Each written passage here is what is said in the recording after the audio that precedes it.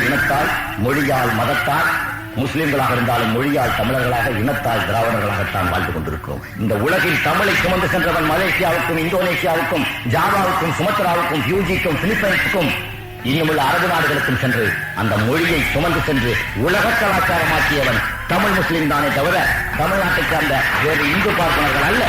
இன்னைக்கு சிங்கப்பூர்லயும் மலேசியாவிலும் ஆளு மொழியாக வச்சிருக்காங்கன்னா இந்த பார்ப்பனர்களுக்காக அல்ல, இந்த நாட்டிலே இந்து வேஷம் போடுகின்ற அயோக்கியர்களுக்காக அல்ல, அங்கு வாழ்கின்ற என்னுடைய முன்னோர்கள், என்னுடைய இஸ்லாமிய பெருந்தலைவர்களால் தான் இன்று சிங்கப்பூரிலும் சரி மலேசியாவிலும் சரி அது ஆளு மொழியாக இருக்கிறது. இந்தியாவிலே சுமார் 98 மொழிகள் இருக்கின்றன.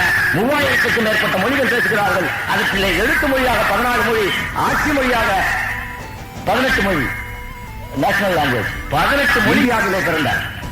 பல மொழிகளில் ஒரு மொழி இன்னொரு மண்ணில் ஆட்சி மொழியாக பிரகடனப்படுத்தப்பட்டிருக்கிறது என்றால் அது தமிழ் மொழிதான். அந்த தமிழை சுமந்து சென்றவன் யார்? மறைக்கார்களும் காயலார்களும் தான்.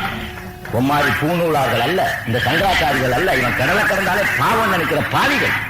நீ வாத்தியங்கிற மழை தெரியங்கிற எச்ச கழுத பிச்சைக்காரன் நாய். காரணம் என்ன?